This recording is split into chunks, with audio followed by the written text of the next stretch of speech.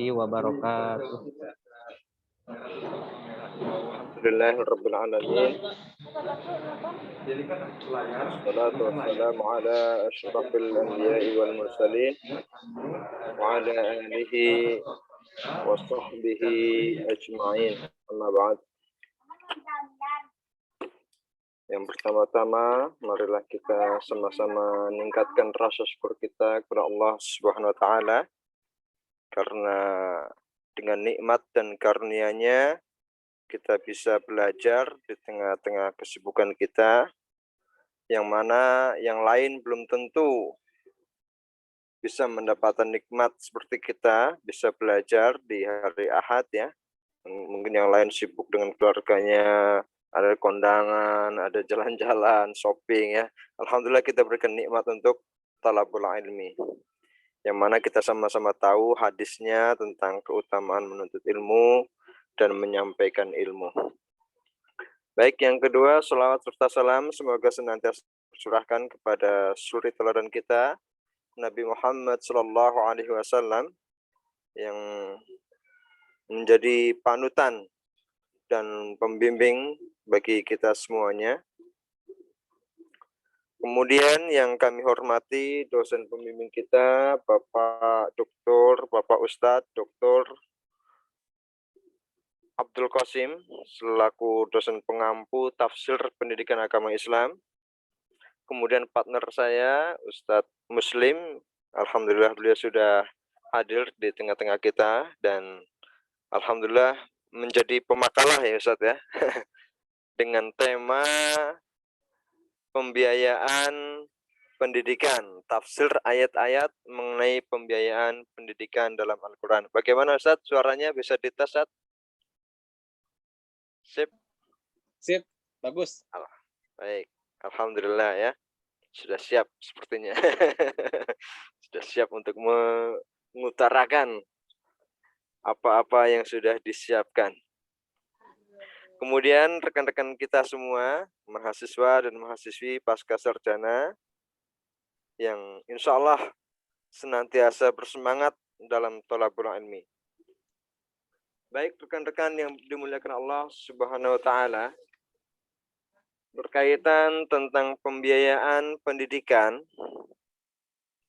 di dalam Al-Qur'an, berbicara tentang kata pembiayaan itu biasanya tidak lepas dari kata uang. Dan kita tahu bahwasanya uang bukanlah segalanya, tetapi hampir segalanya butuh uang. Hampir ya, bukan semuanya, hampir segalanya.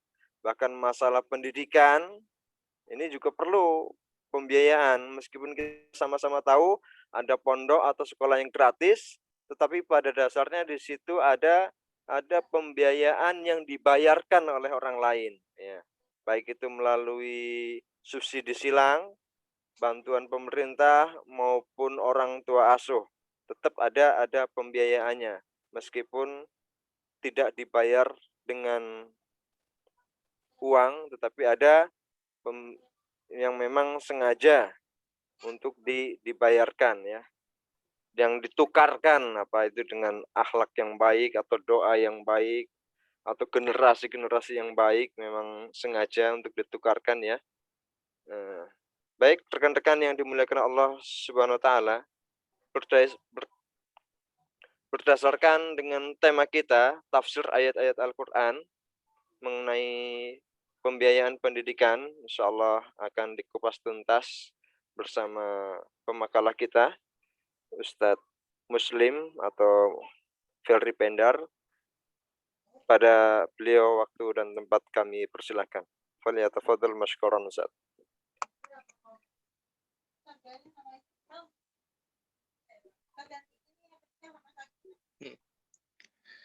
Bismillahirrahmanirrahim.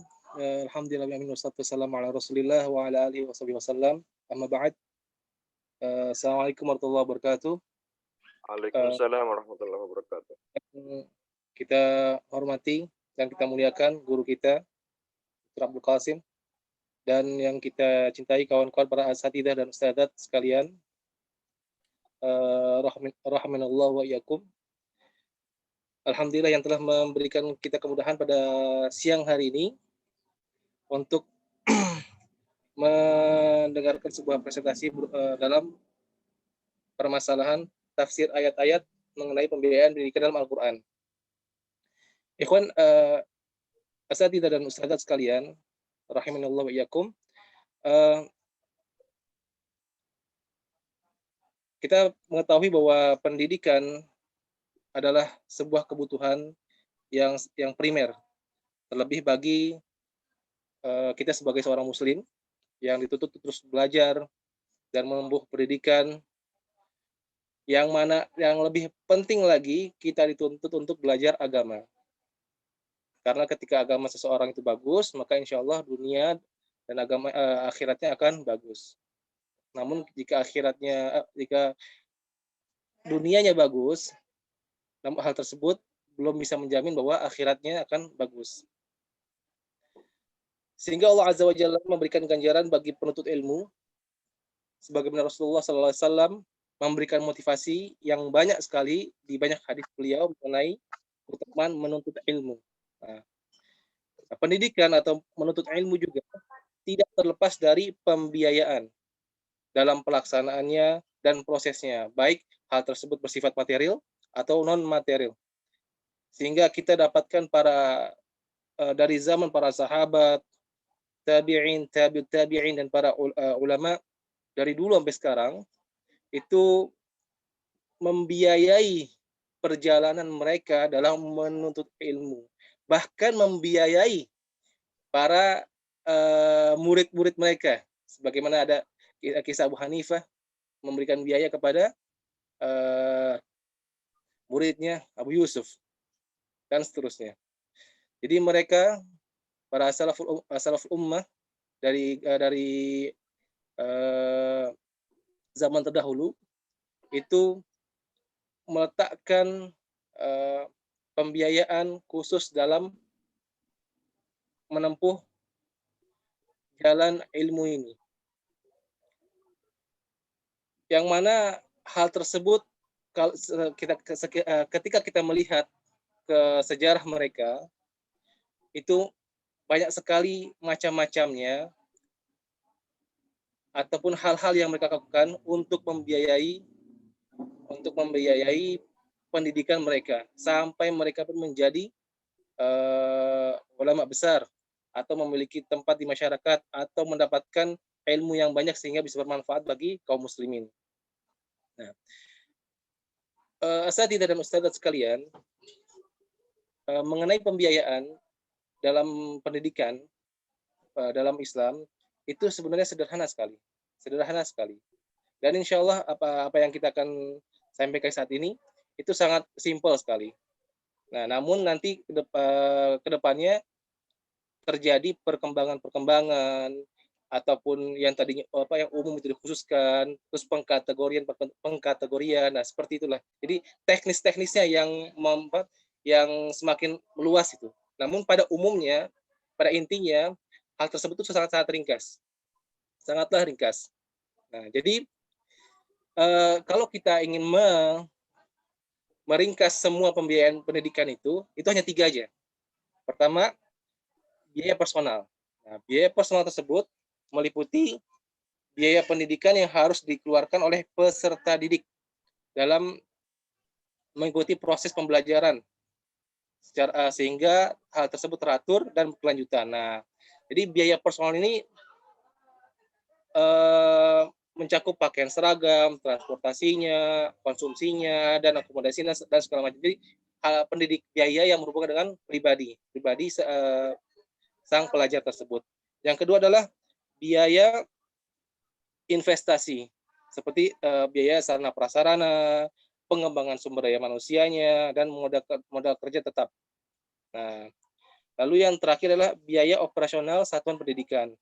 Itu gaji para pendidik serta tenaga pendidiknya, lalu bahan atau peralatan yang habis pakai. Yang ketiga adalah biaya operasi pendidikan yang langsung berupa daya air, jasa telekomunikasi, pemeliharaan sapras, dan lain-lainnya. Nah, karena ketika dahulu itu ketika pada zaman sahabat mereka melakukan perjalanan dengan biaya sendiri-sendiri. Jadi mereka melakukan mengeluarkan biaya hanya terpaut pada biaya personal. Nah, selebihnya eh, biaya proses pendidikan dan biaya investasi itu berhubungan dengan lembaga pendidikan, sebuah lembaga pendidikan yang formal maupun non formal. Nah, tiga hal ini itu sebuah hal yang dasar sekali, yang harus dipikirkan dan direncanakan oleh seseorang. Kalau seandainya dia sebagai pribadi yang ingin belajar, maka ia pun harus melihat hal-hal yang berhubungan dengan pribadinya. Bagaimana ia bisa melanjutkan pendidikannya. Nah, adapun kalau seandainya ia termasuk atau ia berupa sebuah lembaga, sebuah institusi pendidikan, maka ia bisa melihat biaya investasinya dan biaya operasional satuan pendidikan. Nah, ini tiga hal yang sangat mendasar sekali. Nah, yang berikutnya adalah contoh-contoh perjalanan para salafus saleh dan pembiayaan pendidikan mereka dalam menuntut ilmu. Nah, kita bisa melihat kisah Nabi Musa dalam menuntut ilmu kepada Nabi Khidir. Nah, itu beliau melakukan safar dan tentu beliau membawa bekal dan biaya-biaya dalam menempuh perjalanan beliau dalam menuntut ilmu kepada Nabi Khidir. Serta kisah Salman Al-Farisi yang beliau luar biasa. Dari awal Majusi, penyembah api, sampai Nasrani lalu bertemu pada Nabi Muhammad SAW. Nah, itu kalau kita hitung itu berapa besar tuh biaya yang beliau keluarkan dari negeri beliau sampai bertemu Rasulullah SAW. Nah, yang ketiga adalah kisah sahabat Jabir bin Abdullah yang beliau melakukan rihlah ke negeri keluar kota hanya untuk mendapatkan satu hadis saja. Lalu kisah empat imam madhab, bagaimana mereka menuntut ilmu, dan yang kelima adalah kisah Imam Bukhari dan Imam Muslim dalam menuntut ilmu, yang beliau berpindah-pindah dari satu kota ke kota lain, bahkan ke negara-negara lain. Yang ketika itu kan belum ada visa, belum ada pembatasan negara. Nah, itu belum ada pesawat juga. Nah, jadi luar biasa.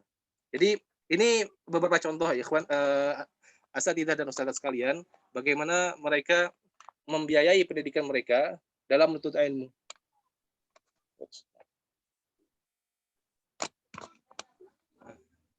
Lalu kita berpindah kepada perkataan Imam Syafi'i. Beliau mengatakan, akhi lan tanalul ilma illa bisittah. Sa'unabbi'uka an tafsiliha bibayanin. Ada 6. Zakaun, wa hirsun, wa ijtihadun, wa bulghah, wa suhbatu ustadin, wa tuluz zaman. Saudaraku, engkau tidak akan mendapatkan ilmu kecuali dengan 6 perkara. Akan aku kabarkan padamu perinciannya dengan jelas. Yang pertama adalah kecerdasan, karena orang yang dan kita yakin bahwa setiap anak yang dilahirkan ke dunia ini memiliki kecerdasan yang berbeda-beda.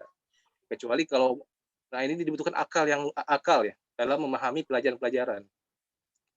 Nah, karena orang yang tidak memiliki akal itu tidak ada taklif, tidak ada beban dalam ilmu karena tidak memiliki akal.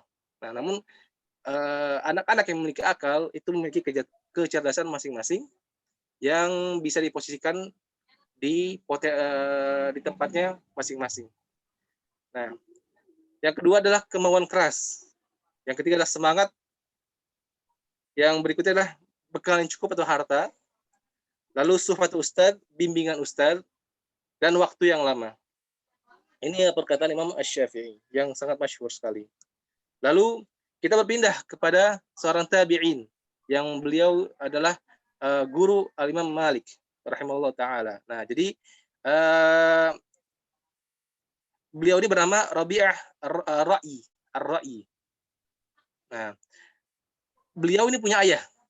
Ayah beliau itu pergi menuju medan jihad, sedangkan ibunya sedang hamil Nah, jadi ibunya itu hamil dalam keadaan hamil beliau, ayahnya pergi jihad dalam waktu lama.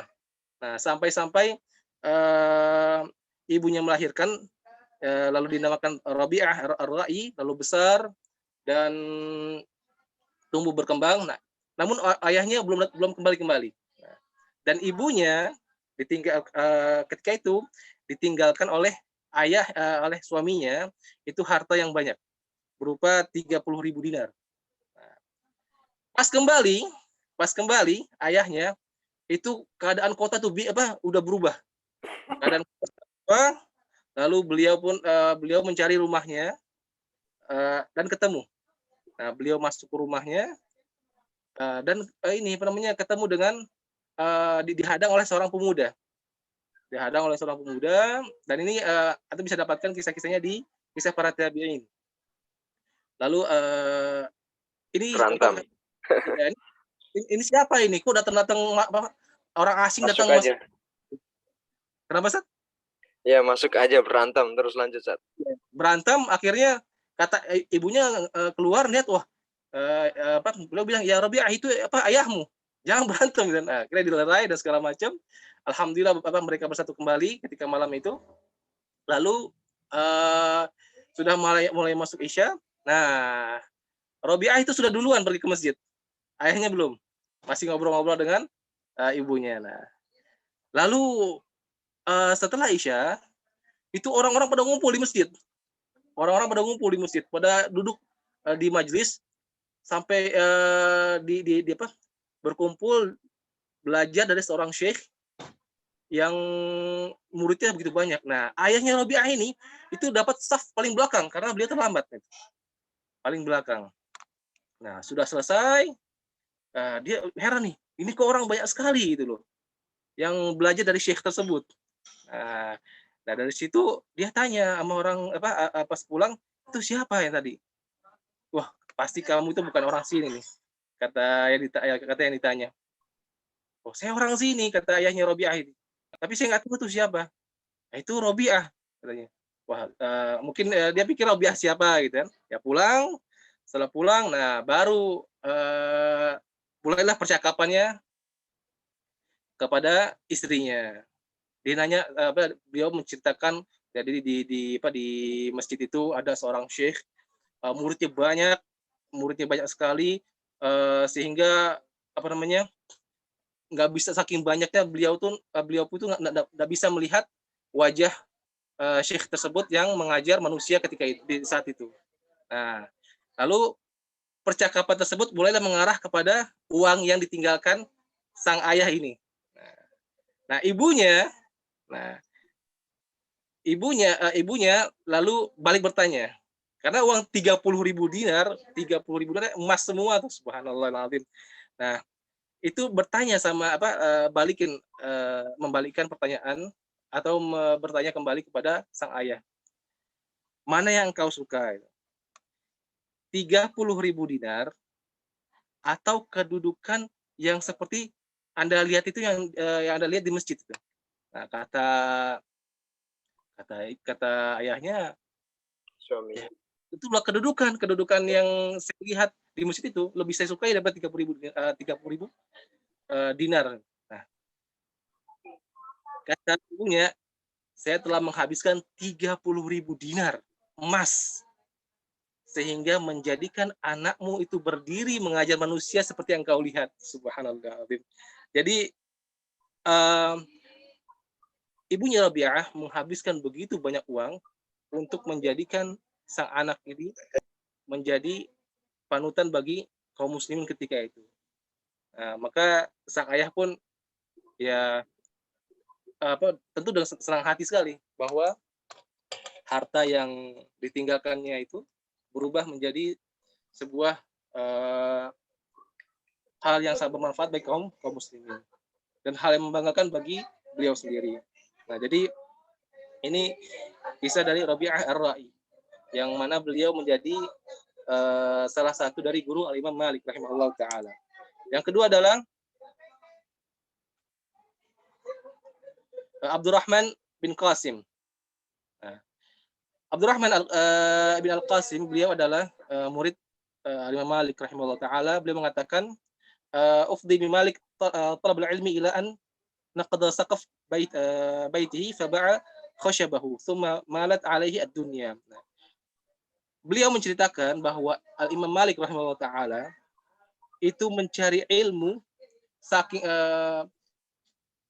saking beliau itu mencintai ilmu dan benar-benar beristihad dalam menuntut ilmu.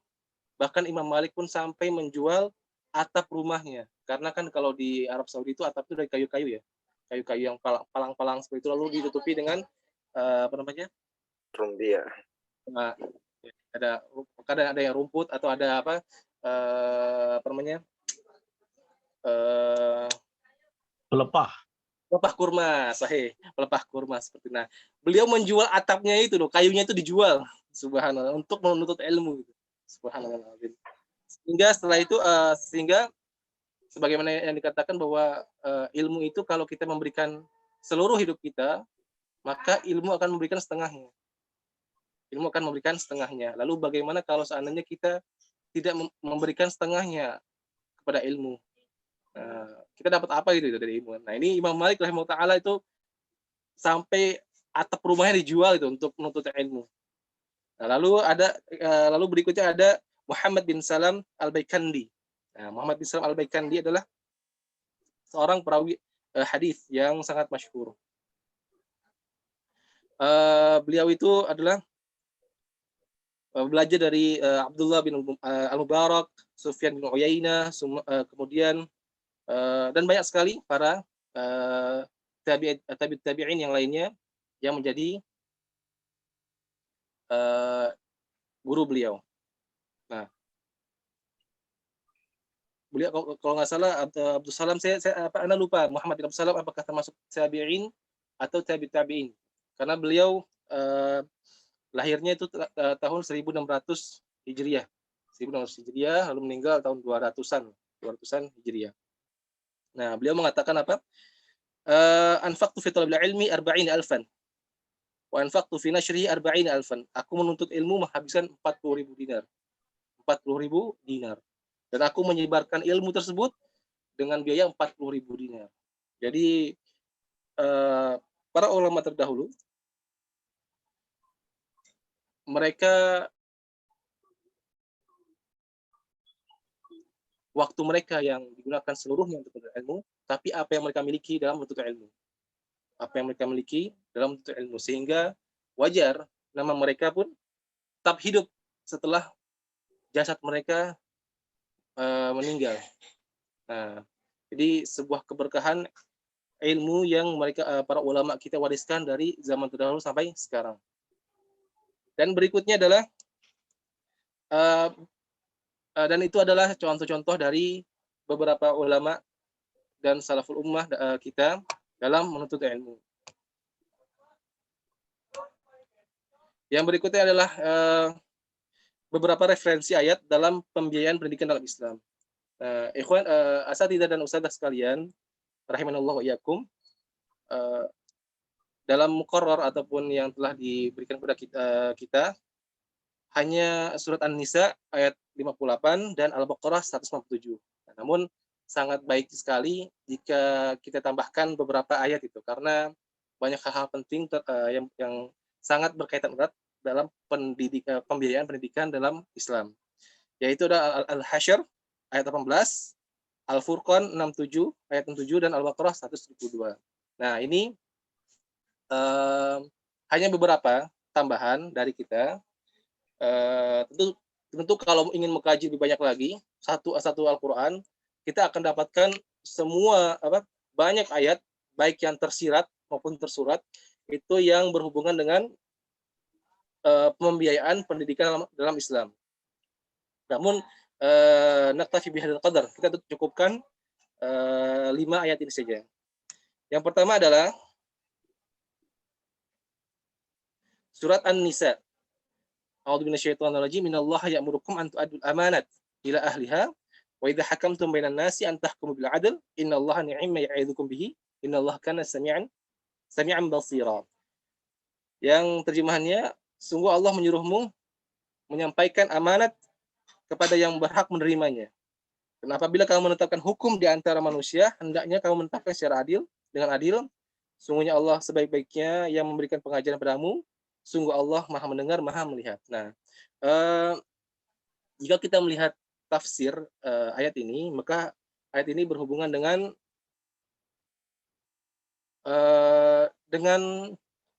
Fathu Makkah, yang mana Rasulullah SAW meminta kunci Ka'bah dari penjaga Ka'bah. Jadi Ka'bah itu kuncinya itu dipegang oleh sebuah keluarga, sebuah keluarga sampai sekarang, dan itu kuncinya terus diwarisi turun temurun. Nah, yang ketika itu kuncinya itu dipegang oleh Utsman bin Talhah al-Hajbi atau Hajabi dari Bani Abdul Dar, dari Bani Abdul Dar. Nah, dan itu keturunan beliau itu mewarisi kunci Ka'bah, karena beliau yang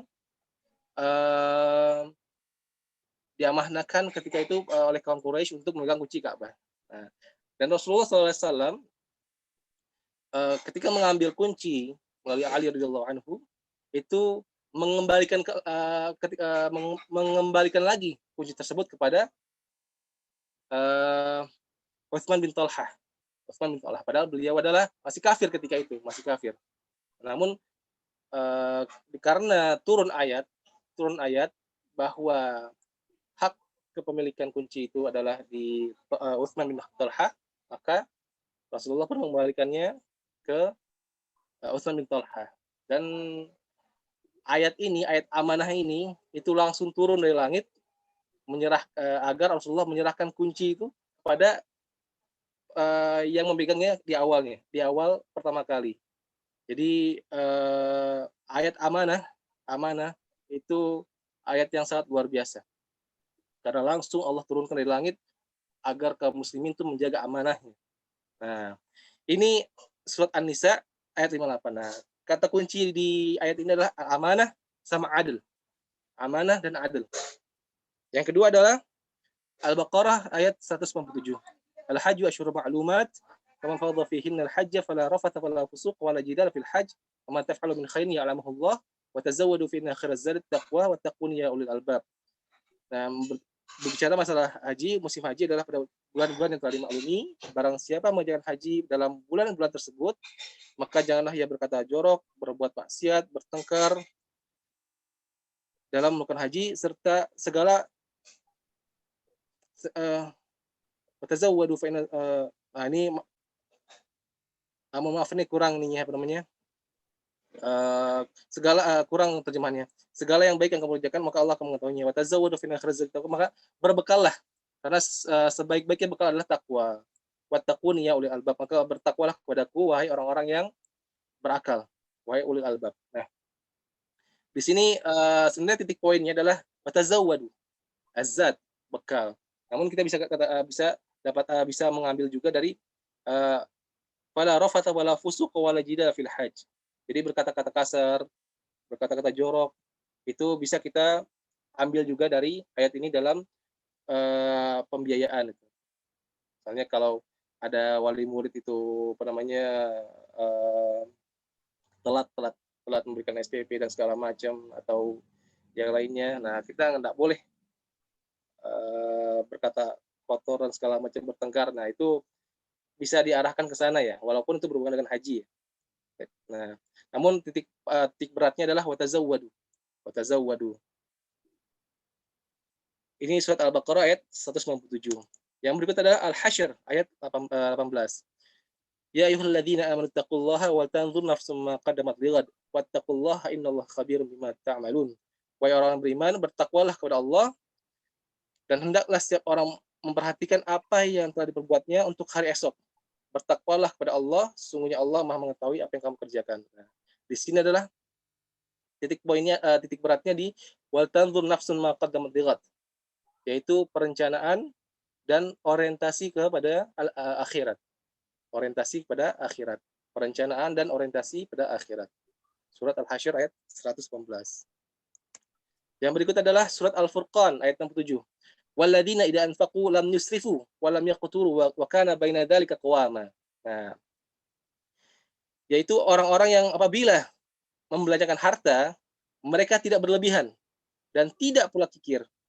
Dan adalah pembelanjaan itu di tengah-tengah antara yang demikian. Nah, ini infak lam yusrifu wa lam yaqturu wa kana baina dzalika qawama. Nah, ini sangat erat sekali hubungannya dengan pembiayaan.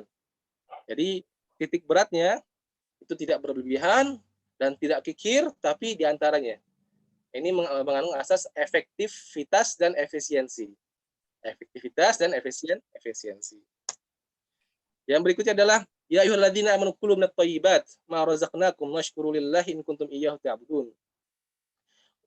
Surat Al-Baqarah ayat 172.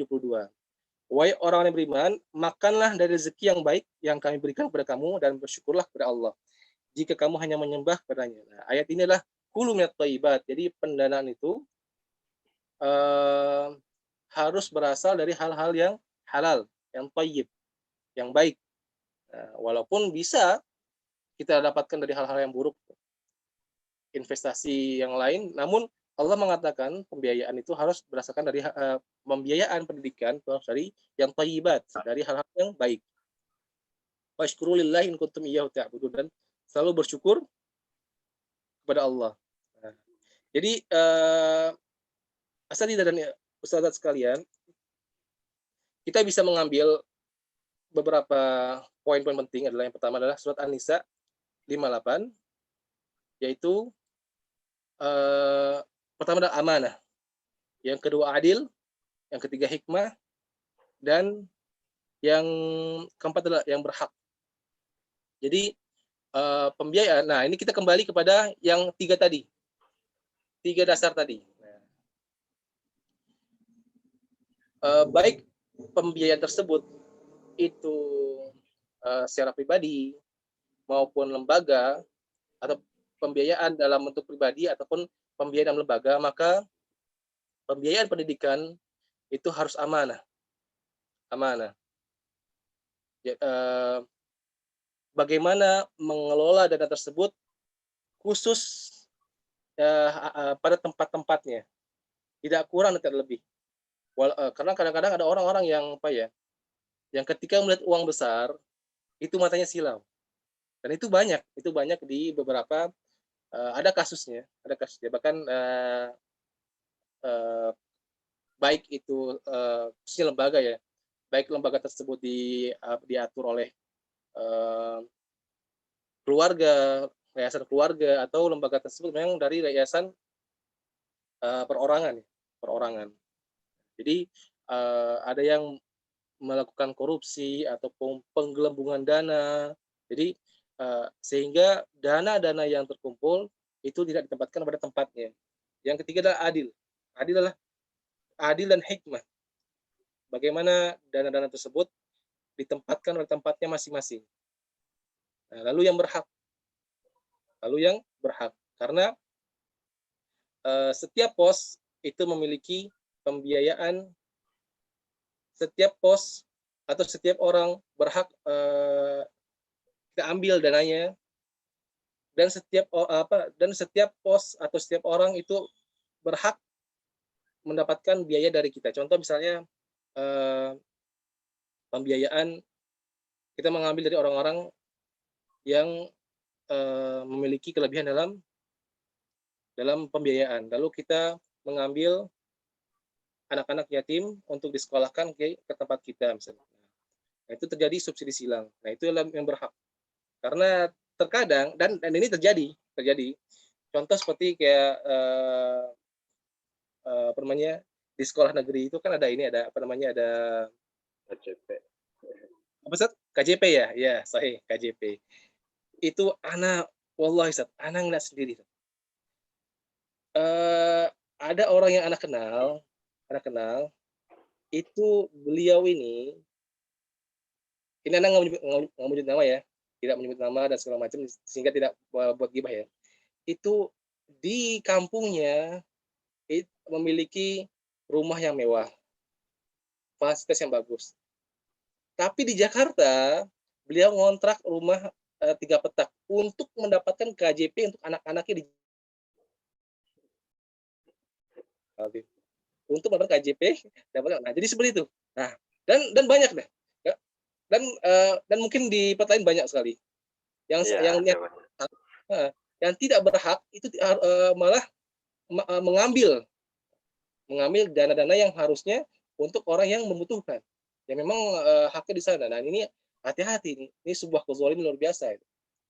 Luar biasa. Dan seperti kayak bansos lainnya dan itu banyak sekali, subhanallah. Yang ketiga adalah surat Al-Baqarah ayat 127, itu bekal. Jadi seperti yang telah kita ketahui bersama bahwa semua pendidikan itu butuh bekal. Setiap pendidikan itu butuh bekal. Baik bekalnya itu apa namanya, seperti yang kita katakan bahwa material ataupun non material.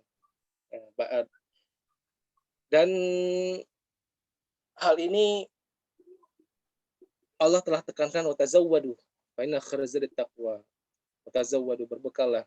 Jadi tidak ada pendidikan hatta TPA, hatta TPQ dan lainnya itu harus ada bekal, baik itu tempat seadanya ataupun apa namanya buku-buku dan selanjutnya dan gaji-gaji guru itu harus ada bekalnya. Sudah bekalnya. Bahkan sang ustadz sendiri kalau seandainya mengajar dia harus memiliki bekal berupa ilmu yang memadai. Karena faqidu syai' la yu'ti. Orang yang tidak memiliki sesuatu itu tidak bisa memberikan. Faqidu syai' la yu'ti. Orang yang tidak memiliki sesuatu tidak akan bisa memberikan. Gimana mau memberikan sebuah pendidikan sedangkan bekal untuk memberikan pendidikan itu tidak ada. Baik bekal berupa harta, bekal berupa ilmu, bekal berupa fasilitas itu tidak ada. Nah, seperti itu. Jadi bekal itu penting sekali. Jadi dan bekal itu tidak hanya sekadar material. Sekadar material. Bisa jadi bekal itu sebuah kepercayaan. Bekal sebuah kepercayaan. Misalnya kita sebagai kita ingin mengadakan menyelenggarakan pendidikan bagi orang-orang yang orang-orang pinggiran misalnya, atau anak-anak yang putus sekolah. Nah, kita nggak punya bekal, tapi bekal kita ada nih. Kita nggak punya bekal ilmu, kita nggak ada bekal harta, tapi kita punya bekal ngelobi. Itu satu bekal juga. Kita cari orang-orang gitu, orang-orang yang bisa menjadikan perantara, menjadikan pengajar di sana, bisa menjadikan tempat segala macam. Nah, jadi itu salah satu bekal juga, bentuk bekal. Jadi bekal itu banyak sekali macamnya. Yang berikutnya adalah Al-Furqan ayat 67. Efektif dan efisiensi. Efektif dan efisiensi. Jadi Ustaz dan asatidzah sekalian, bahwa pembiayaan baik itu di sektor manapun. Jadi kalau kita dan itu banyak ya macamnya. Kalau mau ditafsir itu banyak sekali. Manajemen pembiayaan pendidikan itu seperti yang Ana share di grup. Pembagiannya secara detail itu banyak sekali. Sampai ke akar-akarnya banyak sekali. Intinya hanya dua itu aja. Efektif sama efisien. Efektif sama efisien. Jadi kalau ada dana yang nggak efektif, nggak ada efisien, maka itu berpengaruh pada pendidikan. Kalau dana itu tidak masuk kepada yang tidak dikelola secara efektif efisien, maka pendidikannya akan kena dampak. Terlebih lagi misalnya seperti merekrut guru-guru yang bukan ahlinya. Itu kan pembiayaan juga. Sebuah lembaga mendatangkan guru-guru yang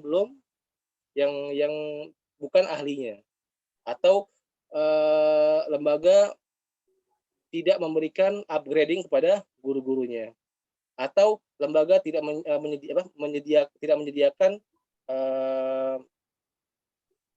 hal-hal yang menunjang pendidikan tersebut. Jadi pembiayaan pendidikan itu harus efektif dan efisien.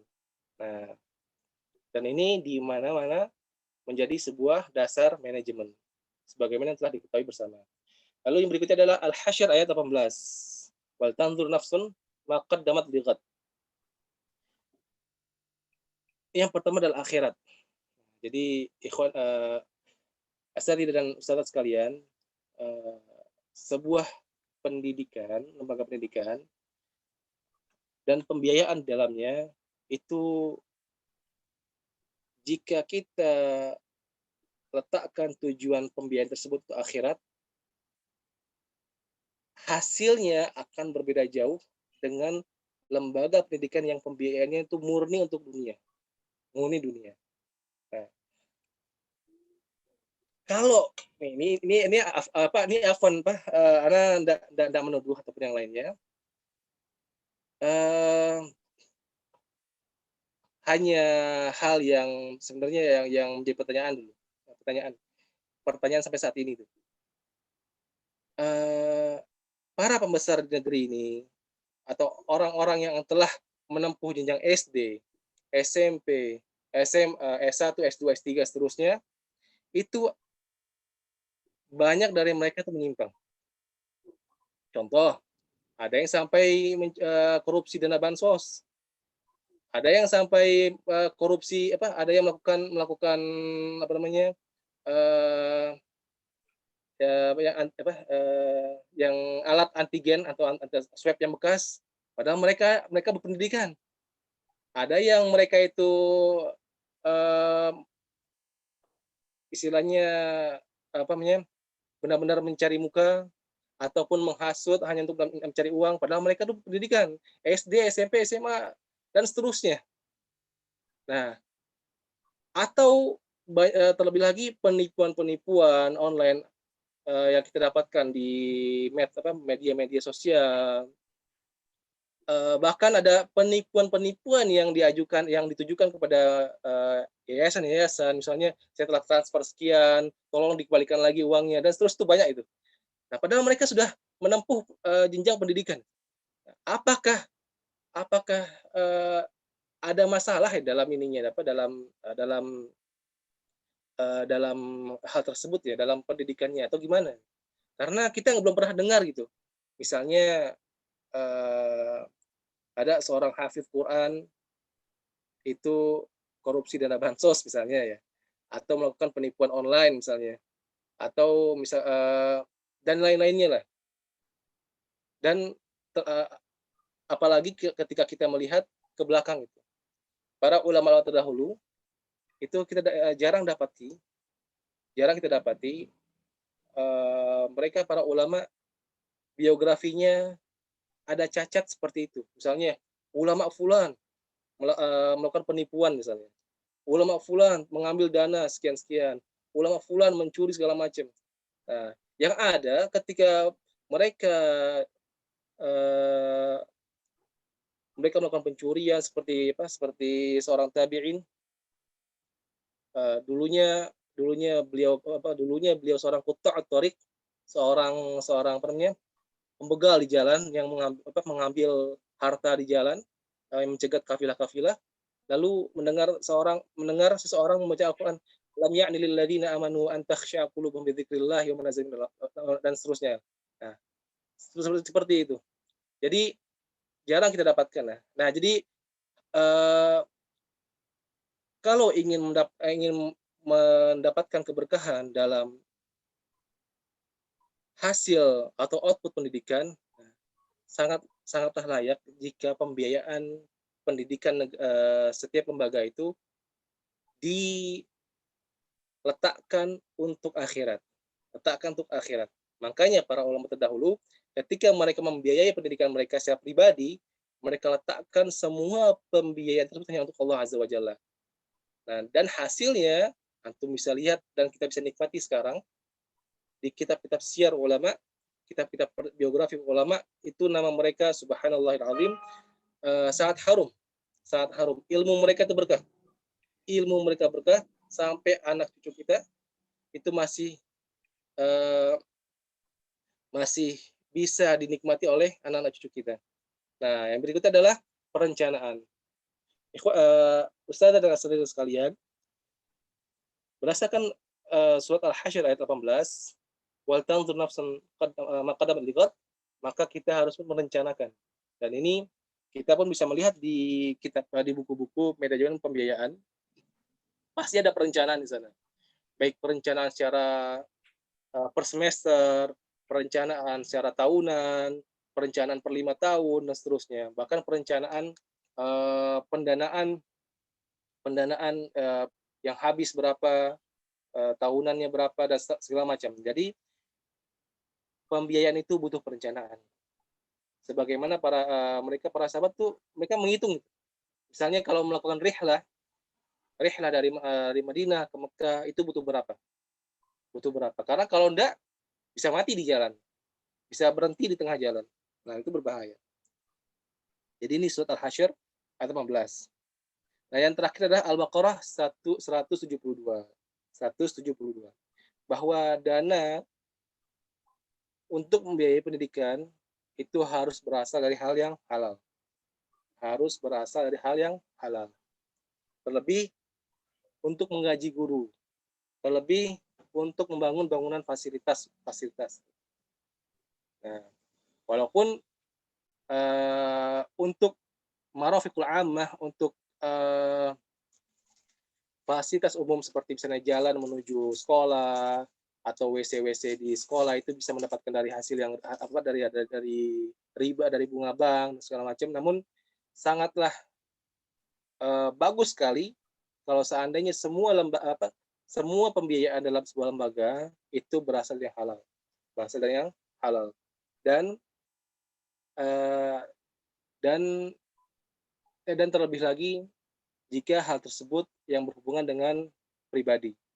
Nah, karena seorang thalibul ilmi ketika mendapatkan atau memakan sebuah hal yang haram dan masuk dalam tubuhnya, itu mempengaruhi keberkahan ilmunya. Sebagaimana kata Rasulullah kan, setiap daging yang tumbuh dari haram itu tepatnya adalah di neraka.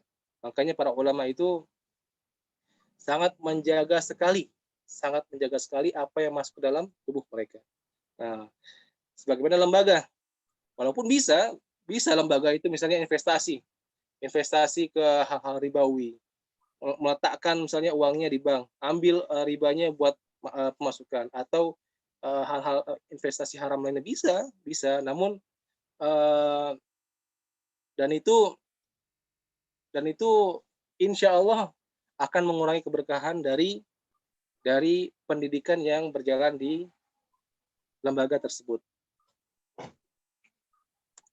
Nah, kesimpulannya adalah yang pertama adalah pembiayaan pendidikan sudah ada dan berlaku dari zaman Rasulullah SAW. Pembiayaan pendidikan sudah ada dan berlaku dari zaman Rasulullah SAW. Yang kedua, pendidikan sangat membutuhkan pembiayaan. Yang ketiga, pembiayaan pendidikan harus bersumber dari yang halal. Nah, dan keempat, pembiayaan pendidikan dalam Islam harus memiliki aspek syariah, diantaranya orientasi akhirat, amanah, adil, hikmah, yang berhak, terencana, efektif, efisiensi, dan dari dana yang halal. Dan yang terakhir bahwa dalam pembiayaan dana ini kita harus memohon kepada Allah Azza wa Jalla karena Allah Azza wa Jalla Al-Ghaniyul Hamid. Al-Ghaniyul Hamid. Bisa jadi dan banyak sekali anak temui, bahkan anak sendiri saya rasakan bahwa ketika kita ingin merintis sebuah lembaga pendidikan ataupun kita merintis itu butuh dana, ataupun ketika zaman pandemi saat ini yang para orang tua murid pun kesulitan, dan sedangkan lembaga itu butuh uang dan dana untuk menggaji para pengajarnya, itu kita harus gantungkan semuanya pada Allah Azza wa Jalla. Karena Allah lah yang memberikan kelapangan. Allah lah yang memberikan kelapangan kepada kita semua. Terlebih kalau lembaga tersebut benar-benar berorientasi pada akhirat, insya Allah Allah akan bantu. Insya Allah Allah akan bantu. Jadi seperti itu yang dapat kita sajikan kepada ustadzah dan asatidzah sekalian. dan kita yakin bahwa banyak kekurangan-kekurangan, namun berdasarkan apa yang telah kita bahas berupa tafsir pembiayaan pendidikan melalui surat itu. Nah, jadi ini yang bisa kita berikan dan sajikan. Jadi itu saja, ikhwan dan akhwat sekalian. Bila ada tambahan-tambahan, silakan, mangga. Ya. Jazakumullah khairan katsiran. Assalamualaikum warahmatullahi wabarakatuh. Assalamualaikum warahmatullahi wabarakatuh. Naam, barakallahu fikum wa jazakumullahu khairan. Kepada rekan kita Ustadz Muslim yang sudah memaparkan makalahnya yang berkaitan tentang ayat-ayat Al-Quran mengenai pembiayaan pendidikan. Baik rekan-rekan yang dimuliakan Allah Subhanahu wa taala, untuk meramaikan suasana diskusi, dipersilakan barangkali ada yang mau didiskusikan atau mau menambahkan dari apa yang sudah dipaparkan.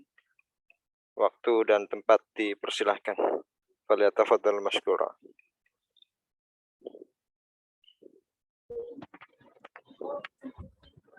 Ya, mangga silakan ya, Pak Ibu.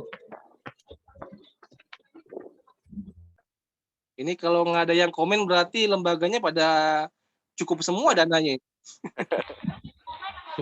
Insyaallah. Ini ada perbedaan yang mendasar nih kalau orang zaman dahulu dengan orang zaman sekarang. Yang saya kagumi ini adalah Muhammad bin Salam ya. 40.000 dinar untuk menuntut ilmu dan 40.000 dinar untuk menyebarkan ilmu. Nah, zaman sekarang nih khususnya mungkin saya ya. Kita nuntut ilmunya bayar atau bahkan dapat beasiswa. Setelah jadi guru malah mendapatkan bayaran. Nabung terus. Masya Allah, ini perbedaannya jauh sekali bainas sama iwal ardi. Ya barangkali. Makanya Ya. ada itu ada apa? Ada sebagian perkataan ulama mu'asirin. Jadi kalau kita mendapatkan istilahnya, kita mendapatkan pendidikan melalui beasiswa gitu. Lalu kita pun mengajar untuk mendapatkan gaji. Nah, usahakan kita pun membuka pengajaran secara gratis. Seperti itu, sebagai zakat ilmu kita gitu. Satu sisi buat kehidupan kita, satu sisi zakat, kita buka pengajaran gratis untuk orang lain sebagai zakat ilmunya gitu. Masya Allah, ada zakat ilmunya juga Ustaz ya. Masya Allah, baru tahu nih ada zakat ilmu nih. Fadal, barangkali ingin memeriahkan diskusi kita. Dilanjut diskusi antar pemateri. Jika tidak ada, mungkin langsung diserahkan kepada dosen pembimbing kita, barangkali mau menambahkan. Ustaz Arifin. Penjelasannya luar biasa nih ya, sangat komprehensif. Coba kenalan dulu ya, saya ingin tahu nih identitas pemakalah. Coba diperkenalkan dulu, mangga. Fadhal Ustaz Muslim. Bismillahirrahmanirrahim. Namanya Ferry Pendar Ustaz. Tapi dipanggil Muslim Ustaz. Karena dipanggil Muslim. Karena itu dari zaman kuliah dipanggil Muslim, itu sejarahnya Ustaz. Dan saya ini Ustaz, anak dari S1 dari Lipia Jakarta. Juniornya adik kelasnya Ustaz Ainun. Nah, dan saat ini mengajar di rumah Al-Quran, rumah tahfidz Al-Quran di Cipayung. Diberikan amanah untuk sebagai pengajar dan sebagai mudir di sana. Di rumah Quran kecil-kecilan lah. Dan di satu sisi Ana juga dikasih amanah di kampus di Lipia sebagai sekretaris prodi 2. Sekretaris 2 Prodi Syariah. Jadi sekretaris ketua prodi. Jadi itu secara singkat. Masya Allah.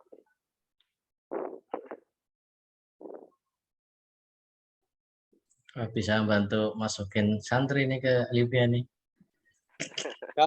Info insya Allah bisa, Ustaz. Tapi kalau ngasih syafaat, kita bukan ahli syafaat, Ustaz. Iya, mencarikan syafaat gitu. Nah, orang Indonesia di Libya itu kasta paling bawah, Ustaz.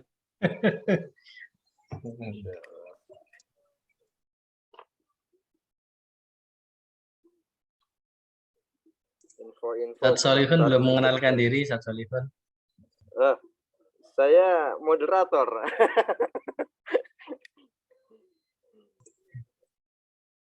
Pemakalannya Ustadz Muslim.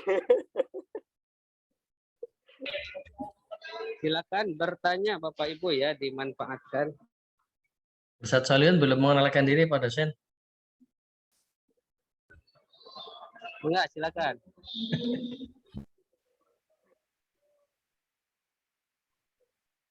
Ya, saya perkenalkan, saya dari kecil diberi nama Solihun ya. Nama pendeknya Solihun, nama panjangnya tetap Solihun. Saya itu aslinya dari Cilacap. Nah, dulu sempat Republik Ngapak. ya Republik Ngapak ya. Sempat mondok pesantren di Imam Syafi'i. Kemudian setelah lulus masuk lagi ke Al-Wafa, generasi pertama juga. Imam Syafi'i yang di Rawajaya generasi pertama, di Al-Wafa juga generasi pertama. Kemudian kuliahnya sama dengan Teh Lilis ya. STAI Al-Karimiyah. Satu alma mater. Oh, barengan Ustaz. Tahun berapa, Tad? Tahun 2011 lulusnya. Oh, adik kelas berarti. Oh, di kelas. Masih muda saya. Saya lulus tahun 2009. Oh, Masya Allah, Masya Allah. Siap kakak, hormat kakak. Jadi gak enak. Ya. Monggo yang lain, silakan. Imam Syafi'i Cilacap, Ustaz. Iya, Imam Syafi'i Cilacap dulu ada 2 ya. Ma'hadnya di Sumbawa, madrasahnya di Rawajaya Bantarsari. Sama-sama di bawah Yayasan Imam Syafi'i. Dulu donatur tetapnya itu Syekh Ali Bawazir. Ya. Modelnya Ustaz Asmuji bukan? Ustadz Asmuji itu yang di Cilacap kota. Ustadz Asmuji, mungkin Ustadz Ainun lebih paham, pernah jadi mudaris di sana ya. Jadi di sana itu ada 2. Kemudian peninggal almarhum Ali, yayasan itu terpecah. Yang di Cilacap di bawah As-Sofa ya kalau nggak salah, yang di kampung di bawah Al-Kautsar ya. Al-Kautsar penerbit Ibnu Al-Kautsar ya. Al-Kautsar Ustadz Thohir Bawazir juga. Masih keluarga Bawazir.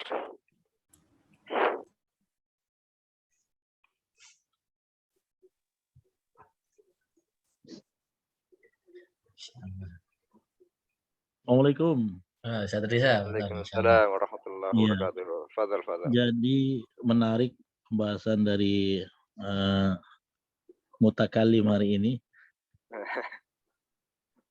tentang pembiayaan, dan ini sebuah keniscayaan ya.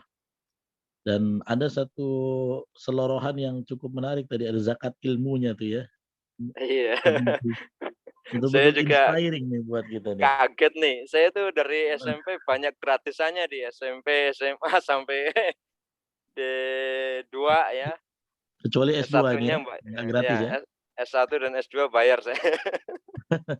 Jadi begini memang ada satu hal yang mesti kita jadikan sebagai agenda Nasrul Fikrah dalam amanah kita sebagai pengelola institusi pendidikan ya. Memang setuju kalau bisa kita mengupayakan dalam penyelenggara pendidikan itu gratis kepada umat, tapi kita justru ada juga minusnya, yaitu menutup peluang jihad bil amwal para orang tua santri. Nanti duitnya orang tua, kita jadi orang tua duitnya cuma habis buat rumah, buat ya amal yang sifatnya keseharian, tidak ada yang mengalir di jalan Allah. Kalau lihat dari para salaful ummah itu kan banyak yang, coba aja Imam Bukhari, Imam Syafi'i, banyak yang mereka itu kontribusi harta orang tuanya lah yang menjadi barokah daripada ilmu yang mereka tuntut. Saya sendiri di Tanjung Pinang ini kami punya yayasan namanya Yayasan Markas Quran, Kepri. Itu unitnya banyak. Ada yang menangani tahfidz anak yang pulang pergi, belajarnya cuma 2 jam. Ada juga yang membuka program tahsin buat dewasa ikhwan dan akhwat. Itu semuanya ada infaknya. Ada yang 1 bulan 100.000, ada yang 150.000. Tapi kita coba integrasikan dengan fasilitas yang lumayan. Nah, dan kita juga ada divisi lain, unit lain di bawah yayasan kami itu, rumah tahfiz yang khusus mukim. Itu 1,5 tahun. Kita bikin program akseleratif, 1,5 tahun mereka setoran hafalan. Sekarang ada yang akhwat 18 santri, yang ikhwan 7 orang santri. Itu memang tidak ada sama sekali kita pungut, gratis betul. Ya. Karena di daerah gratis saja susah, apalagi bayar gitu kan di daerah gitu ya. Jadi kami buat yang sistemnya gratis full. Nah, cuman kami hanya menerima yang pasca SMU. Nah, setelah itu nanti kita abdikan. Setelah selesai misalnya mereka khutbul Quran bil hifdz 30 juz. Nah, kita berikan kesempatan ruang kepada teman-teman pengelola SDIT dan yang lain-lain kalau membutuhkan. Kita akan mengabdikan selama 1 tahun. Jadi santri-santri kami yang mukim itu 1,5 tahun setoran hafalan bahasa Arab, fikih muqaranah. Selesai 1,5 tahun, 1 tahun wajib mengabdi. Dengan itu ijazahnya kita tahan. Ya, nah itu yang kita lakukan. Ya, mudah-mudahan menjadi penguat inspirasi sebagaimana Ustadz Muslim tadi sampaikan sebagai zakat ilmu kami. Tapi, nah ini ada terjadi kesenjangan ketika di unit yang ada profitable-nya. Karena kan ya di situ sempat kita nih ketika hari raya nanti kan Syawal sudah mulai lagi tuh biasanya 10 Syawal, 15 Syawal. Gimana kita memverifikasi peserta yang mau lanjut naik atau tidak? Karena kami ada tingkatnya seperti tingkat i'dad, tingkat kemudian semester awal itu tahsin, semester tsani itu sudah pratahfiz, takhusus lah. Terus yang level tinggi yang tahfiz, kita ada setiap 6 bulan naik tingkat itu anak yang pulang pergi, itu yang ngaji pulang pergi. Kita berlakukan daftar ulang setiap per semester. Berapa? 50.000. Wah, rupanya di grup wali murid menjadi gejolak. 50.000 menjadi gejolak. Ya, kami lagi COVID begini begitu, 50.000. Padahal kalau kita mau komparasikan kuotanya aja berapa ratus ribu dalam setiap bulan. Harga handphonenya berapa? 6 bulan sekali bayar 50.000, pendaftaran daftar ulang anak menjadi kehebohan. Saya nggak menyalahkan mereka, cuman fikrohnya belum tersentuh oleh kita bahwa justru harta kita yang mengalir di jalan Allah menjadi jihad fisabilillah. Bukankah itu bukti iman? Sebagaimana Allah firman dalam surah Al-Hujurat ayat ke-16, innalladzina amanu, sesungguhnya orang-orang yang beriman adalah orang yang beriman summa lam yartabu wajahadu bi amwalihim wa anfusihim fi sabilillah. Orang yang sungguh-sungguh memperjuangkan ya hartanya dan jiwanya di jalan Allah. Ulaika humus shadiqun. Kemudian Allah puji orang yang bisa jahadu bi amwalihim wa anfusihim fi sabilillah. Mereka lah orang-orang yang jujur imannya. Seperti itu. Ya, Abu Bakar As-Siddiq ya menggelontorkan dananya untuk syiar Islam ya. Sebenarnya semua pendidikan ini adalah supaya orang mengenal Allah, mencintai Islam. Maka justru akan ada keberkahan di situ. Nah, unit yang ini rupanya belum banyak kami sentuh tentang bagaimana mengeluarkan harta di jalan Allah untuk pendidikan agama dan yang lain-lain. Jadi belum terbentuk fikrahnya para orang tua murid. Memang kami, karena ini unit yang baru. Nah, ini mungkin jadi tantangan teman-teman. Kita harus memahami bahwa berkah kita dalam menuntut ilmu, tapi kita banyak wali murid yang cuma 50.000 aja, ibu-ibu berdebat di grup. Saya bilang gini, ya udah ibu, kalau ibu nggak mampu, nggak usah bayar daftar ulang, nggak apa-apa. Daripada kita per chat sampai belasan chat hanya membahas tentang 50.000. Saya bilang gitu. Jadi nggak usah dibahas ya. Ini kesalahan saya karena belum memahamkan mereka. Tapi yang luar biasa deh, Ustadz, ya udah kalau ada yang belum mampu, kami talangin aja lah. Ya, ada berapa murid yang belum mampu ditalangin. Orang yang sudah paham, luar biasa. Jadi kita harus Siap. pahamkan kepada umat. Sekarang nih umat perhitungan banget duit 50.000. Perhitungan banget, luar biasa. Ya, tapi kalau untuk upgrade mobil, ya, mau nggak tambah pelek yang baru? Berapa tambahnya? 20 juta. Oke.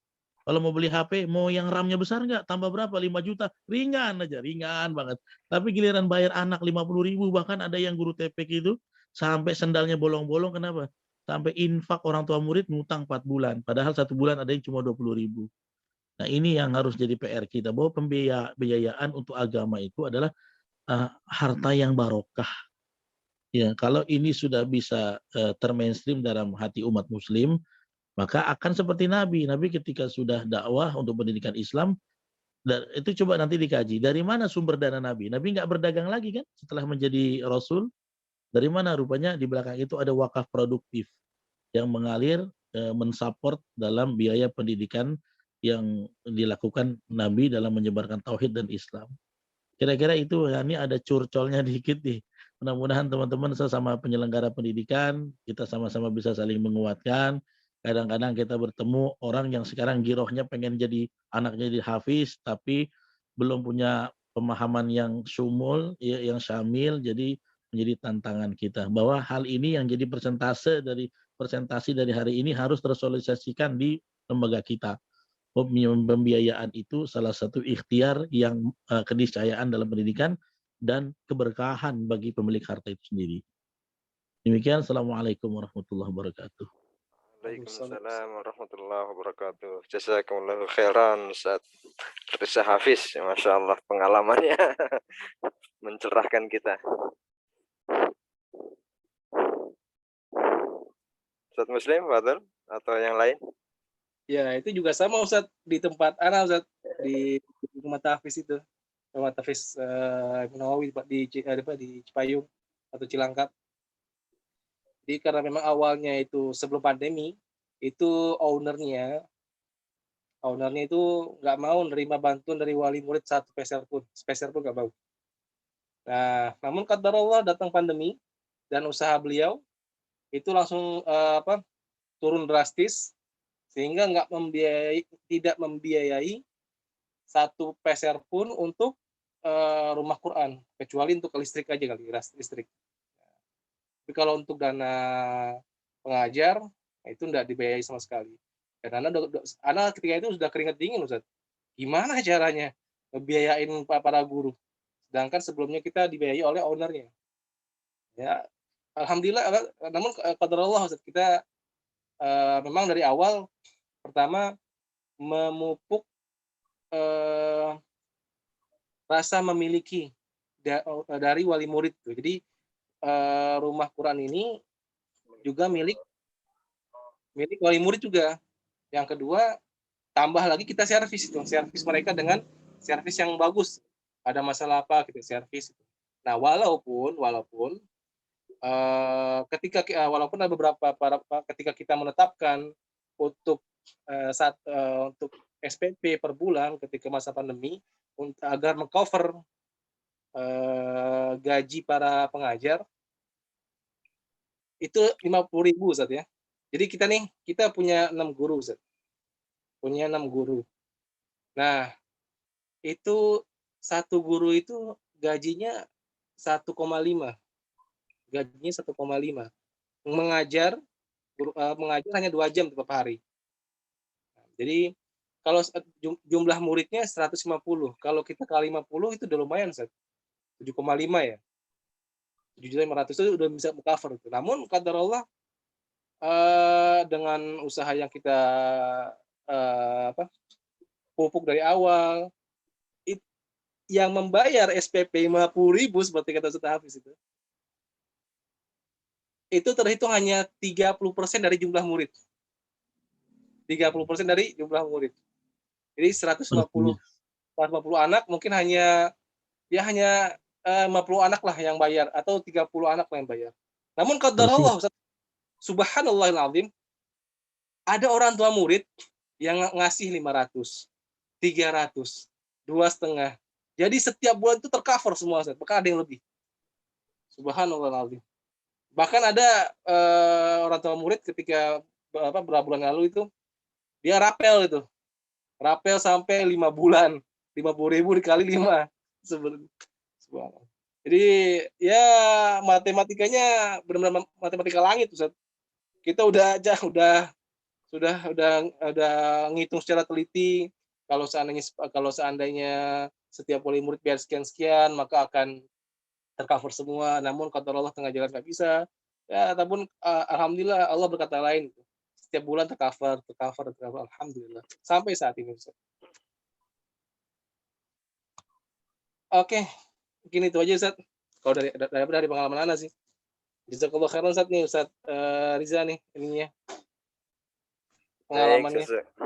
Baik, jazakumullahu khairan kepada Ustaz Riza Hafiz dan Ustaz Muslim yang Masya Allah ya, pengalaman dalam mengelola rumah tahfiznya terkait pembiayaan. Nah, barangkali untuk lebih jelas dan lebih mantap, kita bisa sama-sama dengarkan dari guru kita, Ustadz Dr. Abdul Qasim. Pada Ustadz, waktu dan tempat dipersilakan, Ustadz. Ustadz, itu videonya saja diputar Ustadz di room ini, Ustadz. Video yang mana tuh? Saya ya. Yang bisa di grup WA. Oh, siap. Enggak ya, silakan.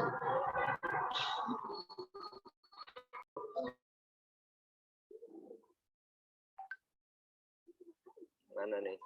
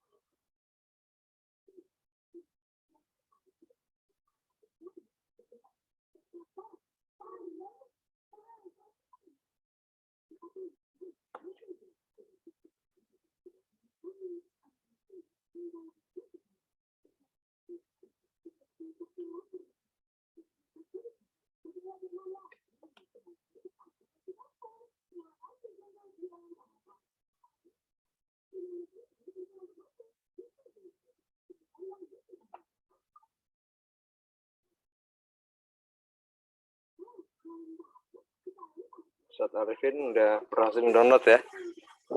Betul, Ustadz. Anda belum berhasil, masih ngeluar.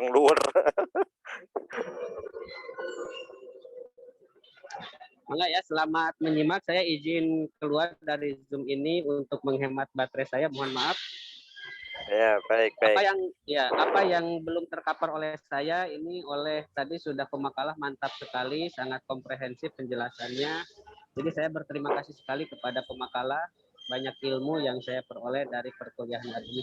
Terima kasih Bapak Ibu, selamat menyaksikan. Assalamualaikum warahmatullahi wabarakatuh. Waalaikumsalam warahmatullahi wabarakatuh. Hatur nuhun Pak Dokter. Betul, Ustaz. Mangga di play. Bukannya sudah saya play apa enggak pada denger ya? Belum dengar kita. Udah jalan itunya, detiknya udah jalan, timernya cuman nggak keluar suaranya, Ustaz. Oh, udah ada suaranya. Udah 46 detik berjalan. Oh, dari tadi rumah saya sendiri yang dengar. Sound juga kan? Share sound juga.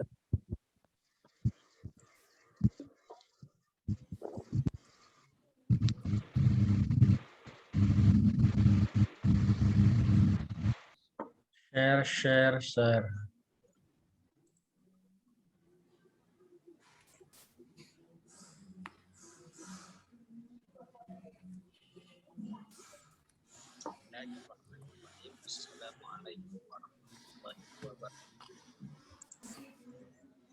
Kecil ya Ustaz suaranya? Belum disetel lagi. Bentar. Gimana nih? Optimus. Oh ini ya, sip.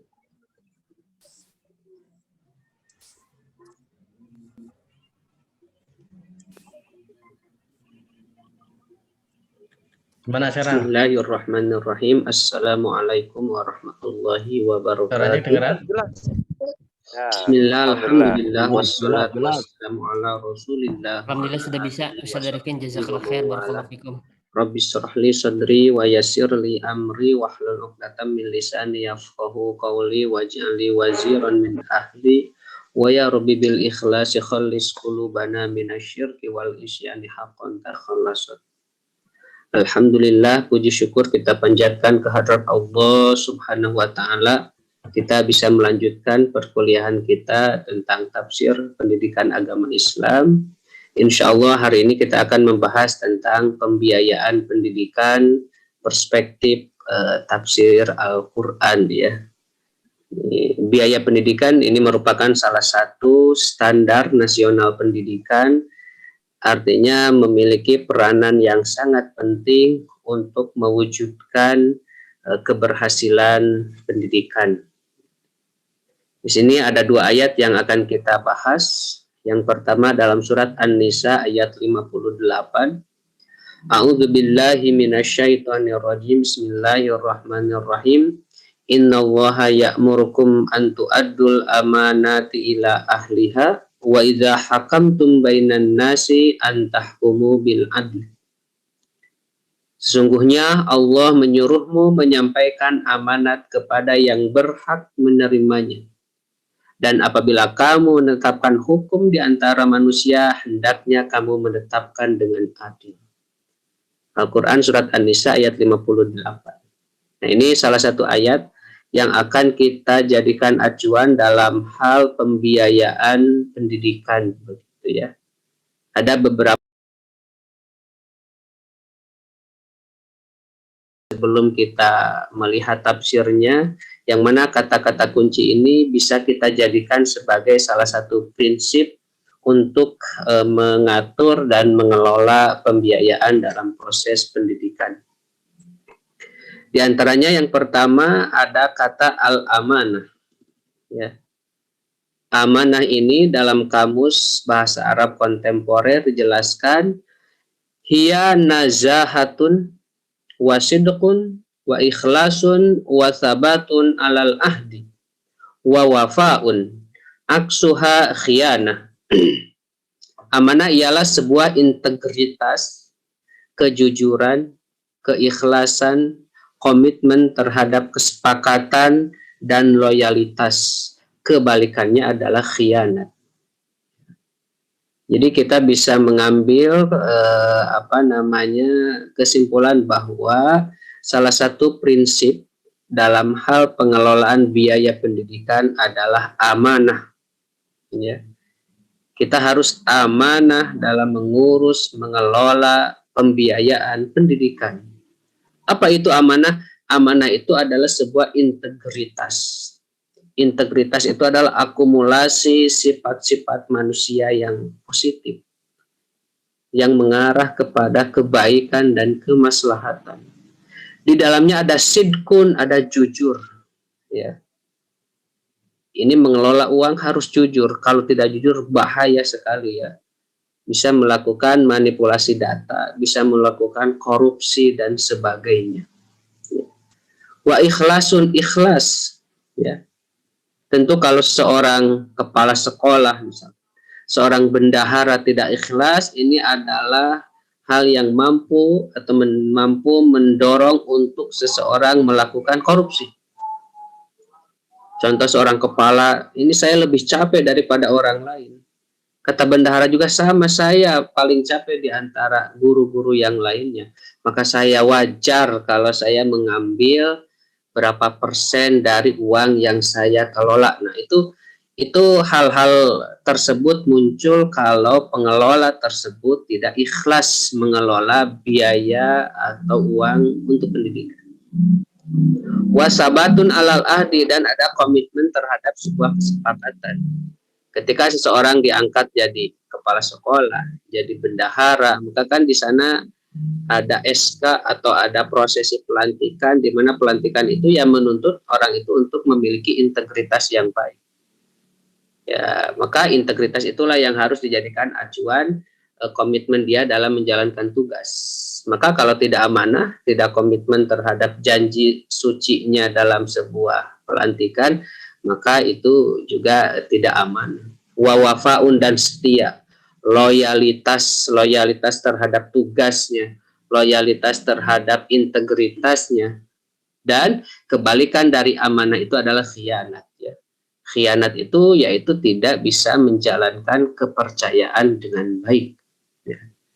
Jadi dari ayat tersebut, sebelum kita mengarah ke tafsir, di sini prinsip yang harus ditanamkan dalam hal pembiayaan dan pengelolaan biaya pendidikan adalah amanah.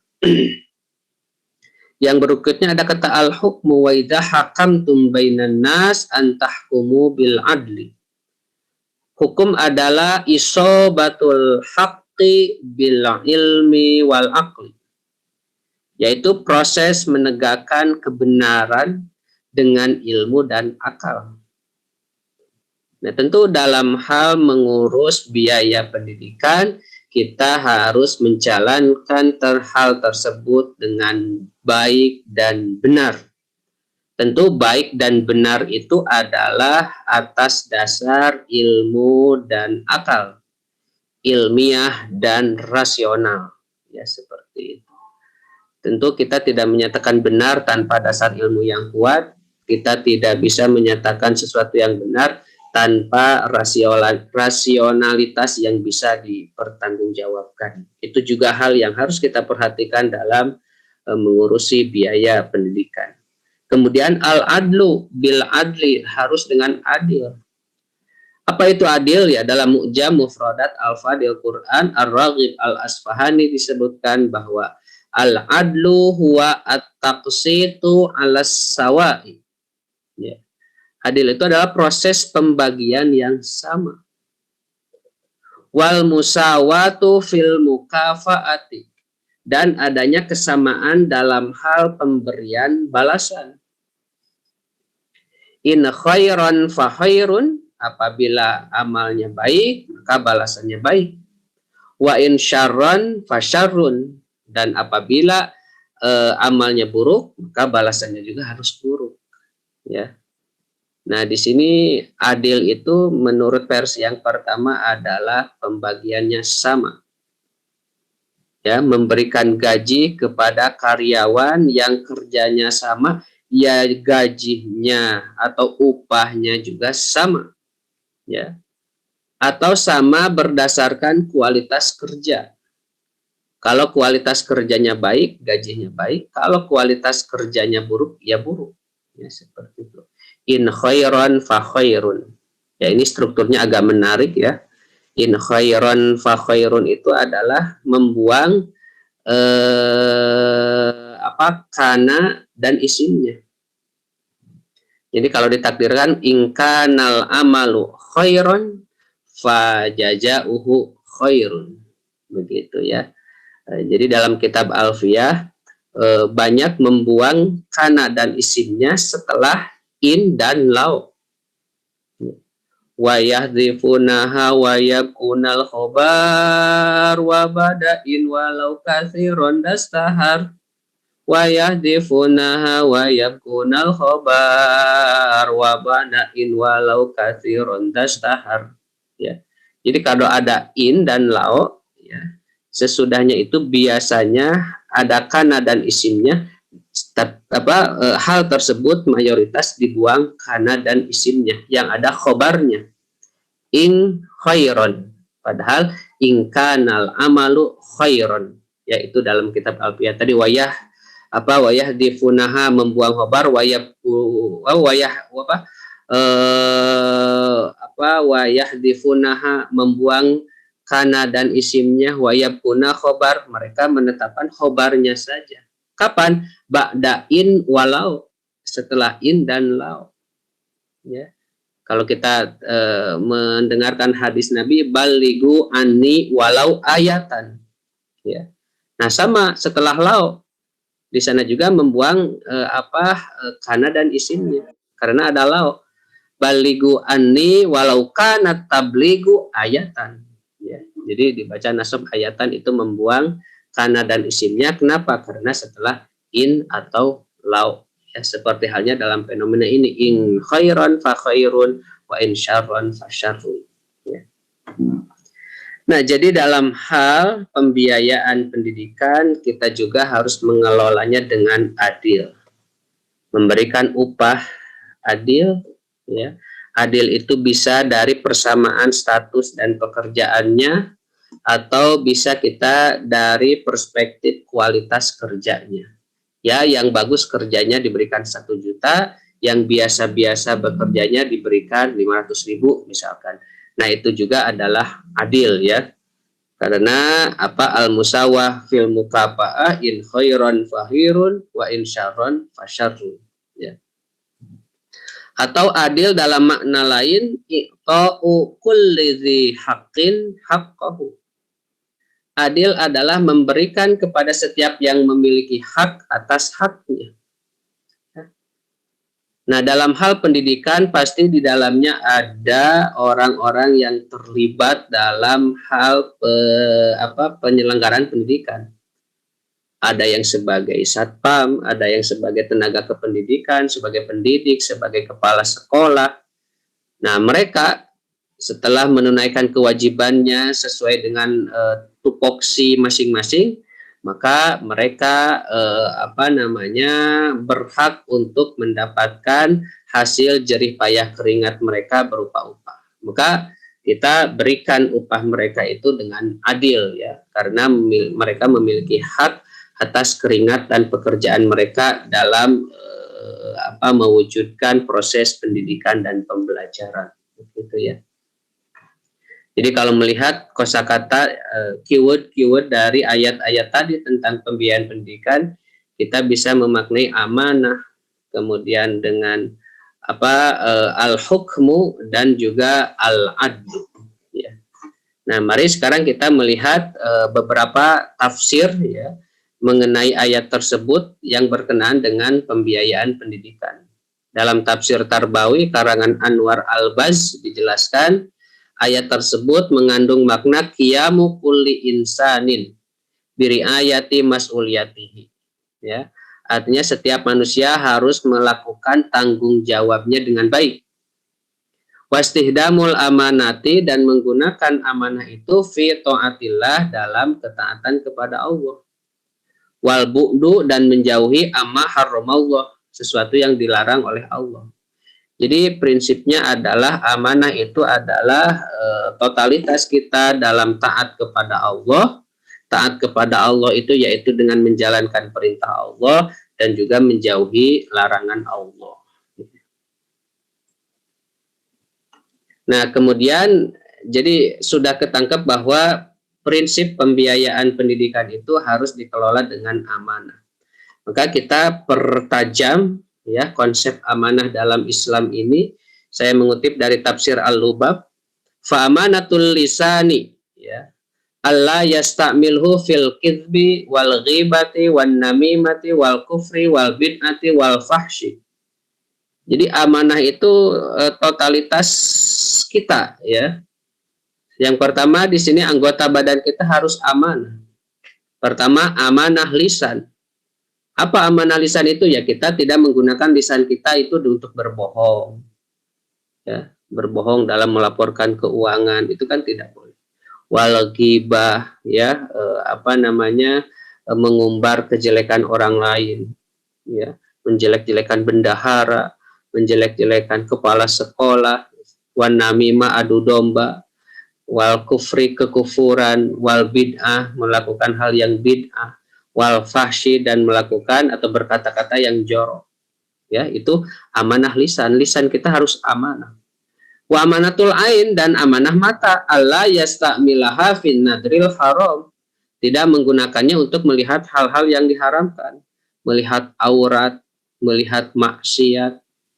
Wa amanatus sam'i, amanah pendengaran, la yastamilhu fi sima'il malahi, tidak digunakan untuk mendengar hal-hal yang tidak bermanfaat, lahun.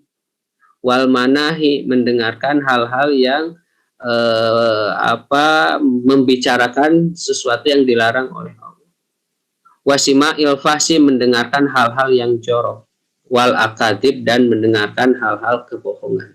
Ya, jadi amanah itu totalitas kita dalam mengelola potensi yang Allah berikan kepada kita berupa panca indera ini ya. Kita menggunakan panca indera ini harus dengan amanah. Kemudian wala budda min riayatil amanah fi jami'i hadhil aqsam as-salasa. Ya, kita harus amanah dalam 3 hal. 1, al-amanah ma'ar Rabbi, amanah kepada Tuhan Allah Subhanahu wa taala. Apa kita amanah kepada Tuhan? Fahiya fa'lul ma'murat wa tarkul manhiyat. Nah, bukti amanah kita kepada Allah yaitu melakukan apa yang diperintahkan oleh Allah dan meninggalkan sesuatu yang dilarang oleh Allah. Wal amanatu ma'asairil khalqi, amanah terhadap sesama manusia. Rodul wada'i, mengembalikan titipan-titipan mereka. Ketika kita disuruh mengelola uang pendidikan, itu adalah amanah. Maka kita mempertanggungjawabkan amanah tersebut dengan baik, dikembalikan kepada orang yang berhaknya sesuai dengan ketentuan yang berlaku. Watarkut tatfif, ya, menjauhi atau meninggalkan untuk meringankan fil kaili wal wazni, dalam takaran dan timbangan. Maksudnya ini melakukan manipulasi takaran dan timbangan. Ya, kita kan harus melakukan takar dan nimbang itu dengan baik, ya, sesuai dengan fakta, ya, tidak memanipulasi, yang berat diringankan, yang ringan diberatkan, tidak seperti itu. Wala yafsya'ala nasi uyubahum, tidak menyebarkan aib-aib manusia. Ya. Jadi kita itu manusia tidak sempurna, tidak ada yang sempurna, semua punya kekurangan, punya aib. Ya. Bahkan Allah memberikan anugerah kepada kita berupa sutroh. Ya. Sutroh itu ya kita bisa terlihat seperti ini karena Allah menutupi aib kita. Ya, bagaimana kalau Allah membukakan aib kita, membukakan perasaan kita, membukakan pikiran kita, yang kotor-kotornya akan keluar. Tapi oleh Allah kita diberikan sutroh, menutupi aib-aib kita. Nah, kita ditutupi aibnya oleh Allah, maka jangan sampai kita membukakan aib orang lain. Nah, hati-hati hukum karma, membuka aib orang lain, maka aib kita juga akan dibukakan oleh Allah. Maka salah satu amanah itu adalah kita tidak membongkar aib kekurangan seseorang. Kemudian yang ketiga, amanah ma'an nafsihi, pada diri sendiri. La yakhtaru li nafsihi illamah wal anfa wal aslah lahu fid dini wad dunya. Amanah pada diri sendiri yaitu tidak memilih sesuatu kecuali sesuatu itu lebih memiliki manfaat, lebih memiliki nilai kebaikan baginya dalam urusan agama dan dunianya. Ya. Jadi ini prinsip pengelolaan biaya pendidikan ini harus dengan amanah. Maka amanah inilah yang kita perdalam dalam penjelasan para ahli tafsir. Karena ini yang akan dijadikan acuan bagi kita atau orang-orang yang memang diberikan tanggung jawab untuk mengelola biaya pendidikan. Gitu ya. Nah, jadi dari uraian-uraian di atas, kalau boleh kita simpulkan bahwa prinsip pembiayaan pendidikan adalah amanah. Apa itu diurus oleh orang yang amanah? Prosesnya dilakukan secara amanah dan digunakan dengan amanah, yaitu untuk kebaikan dan kesejahteraan bersama. Ya.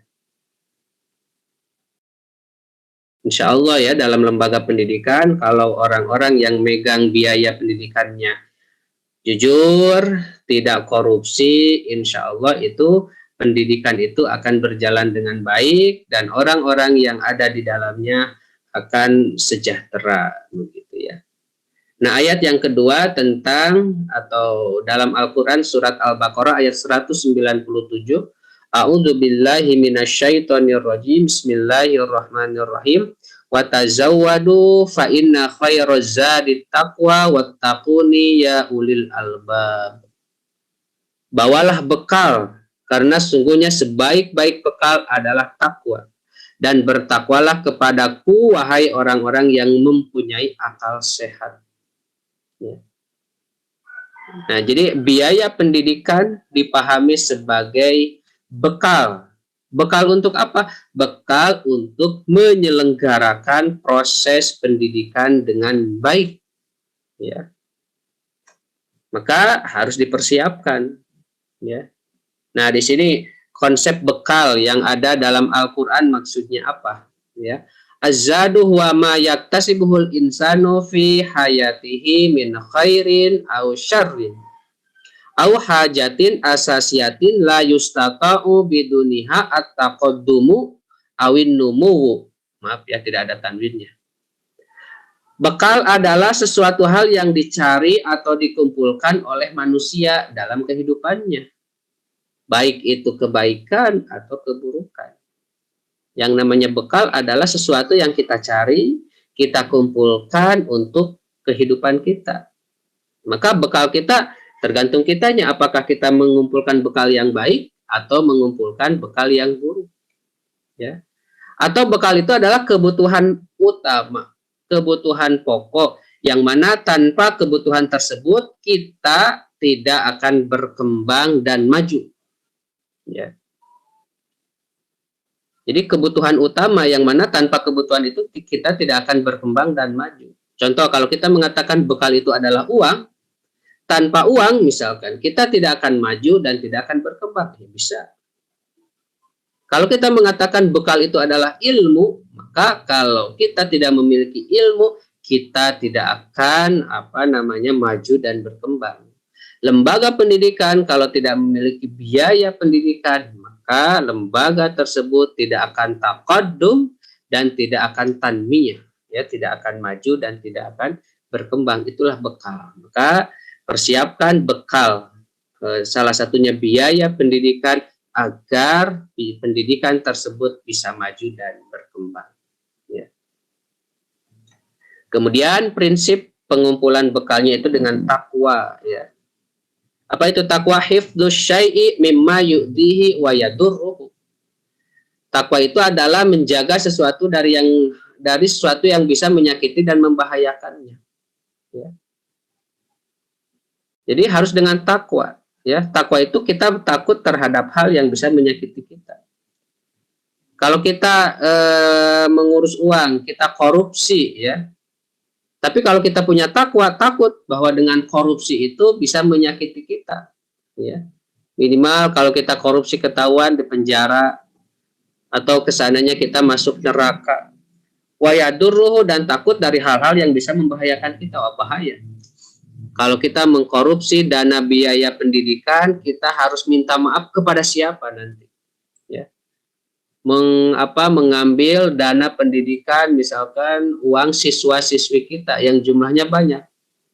Kalau tobat, minta maafnya seperti apa? Wah, bahaya sekali. Ya. Kalau kita mengambil dana pendidikan, karena itu sangat berbahaya, ya, menyakitkan kita, membahayakan orang lain, dan tidak kebayang kita minta maafnya seperti apa. Ya, itu takwa. Ya, ada kekhawatiran, ada ketakutan dari hal-hal yang bisa membahayakan dan mencelakakan kita.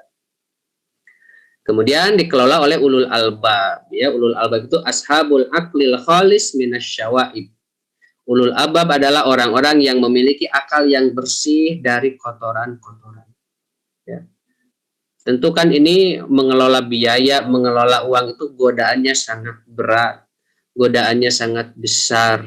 Ya, kita punya uang, mengelola uang pendidikan, kita belum punya rumah, belum punya mobil, belum punya fasilitas-fasilitas yang lainnya. Kalau pikiran-pikiran kita kotor, nah itulah yang akan mendorong orang untuk bisa melakukan korupsi, penyelewengan dana biaya pendidikan. Maka ketika orang-orang itu ulul albab, ya, memiliki akal sehat, mau dia orangnya miskin, mau dia orangnya kurang mampu tetapi akalnya sehat, dia akan berada pada jalan yang lurus dan jalan yang benar, ya. Maka zat, takwa dan ulul albab ini menjadi prinsip berikutnya dalam hal pengelolaan biaya pendidikan, ya. Nah, di sini dalam tafsir Al-Lubab, al-insanu lahus safaroni, ya. Manusia ini memiliki dua perjalanan, ya. Safarun fid dunya, satu perjalanan di dunia, wa safarun minad dunya, dan satu perjalanan dari dunia. Fas safaru fid dunya la budda lahu min zadin. Perjalanan di dunia tentu ini membutuhkan bekal. Wahwa at-ta'am, makanan, wasyarabu minuman, wal markabu kendaraan, wal malu harta. Wazadul akhirah yukhallisuka min azabin daim. Kalau bekal akhirat, ya, yaitu perjalanan dari dunia menuju akhirat, yaitu hal-hal yang bisa menyelamatkan dari siksaan yang panjang. Yusiluka ilal akhirah, mengantarkan kita selamat dalam kehidupan di akhirat, ya. Jadi pembiayaan pendidikan, bekal bagi dia untuk melangsungkan proses pendidikan berupa akomodasi, sarana prasarana, ya, seperti itu. Kemudian karena pendidikan itu menurut saya bukan hal investasi dunia tetapi investasi akhirat, tentu biaya pendidikan ketika dikelola dengan baik sesuai dengan aturan dan ketentuan berlaku, itu juga bisa menjadi investasi akhirat yang bisa mengantarkan orang tersebut selamat dan bahagia di kehidupan akhiratnya, ya. Nah, ini ya bekal yang dijadikan prinsip dalam pembiayaan pendidikan, yaitu sebagai modal untuk bisa menjalankan proses pendidikan menjalankan proses dalam pembelajaran atau dalam pendidikan di lembaga pendidikan tersebut. Kemudian juga jadikan itu sebagai investasi akhirat kalau kita mengelola pembiayaan tersebut dengan baik, ya. Maka pembiayaan pendidikan merupakan sesuatu yang harus dipersiapkan dengan baik. Prinsip persiapan, pengumpulan, dan pengelolaan biaya pendidikan tersebut harus dilandasi dengan ketakwaan agar bisa menjadi investasi bagi kehidupan di akhirat, ya. Ketika kita mengurus pendidikan, biaya pendidikan dengan baik, urusan dunia kita lancar, tidak akan berurusan dengan KPK, tidak akan berurusan dengan BPK, tidak akan berurusan dengan polisi dan sebagainya, dan itu menurut saya bisa mengantarkan kita mengantarkan kita memiliki bekal untuk kehidupan di akhirat nanti. Ya, ini yang bisa saya sampaikan tentang pembiayaan pendidikan. Semoga tidak puas sehingga bisa mengkonfirmasi, mengkaji kembali apa yang saya sampaikan, dan saya akan menambahkan ada kajian penelitian orang lain tentang pembiayaan pendidikan ini sebagai bahan bacaan Bapak Ibu semuanya, ya, memperkaya khazanah keilmuan yang berkaitan dengan proses pembiayaan pendidikan. Itu yang bisa saya sampaikan. Mohon maaf atas segala kekurangan. Billahi taufiq wal hidayah. Wassalamualaikum warahmatullahi wabarakatuh. Waalaikumsalam warahmatullahi wabarakatuh. Masya Allah, ya. Alhamdulillah. Ini juga, Ustaz. Ini berapa Ya. saya? Dengan segala keterbatasan, Dasar ya, Ustaz. kita semua bisa berhasil, ya, menyelesaikan perkuliahan kita dengan baik, ya. Alhamdulillah dengan segala keterbatasannya kita bisa berhasil melakukan perkuliahan, ya, meskipun jarak jauh apa adanya, tetapi tetap semangat, semua fokus dengan materi. Alhamdulillah, dan masukan-masukan dari teman-teman, penjelasan dari Pak dosen juga sudah cukup bagus. Alhamdulillah, dan teman-teman dipersilahkan untuk membaca referensi-referensi yang sudah di-share oleh Pak Doktor, ya. Mungkin karena waktu juga terus berjalan mendekati asar, Mungkin tanya jawab sudah cukup kali ya. Kita cukupkan sampai Dicukupkan. di ya, kita Silakan cukupkan ditutup, sampai Pak di sini. Ustadz Solihun. Ya, kita sama-sama akhiri perkuliahan kita dengan membaca doa kafaratul majlis.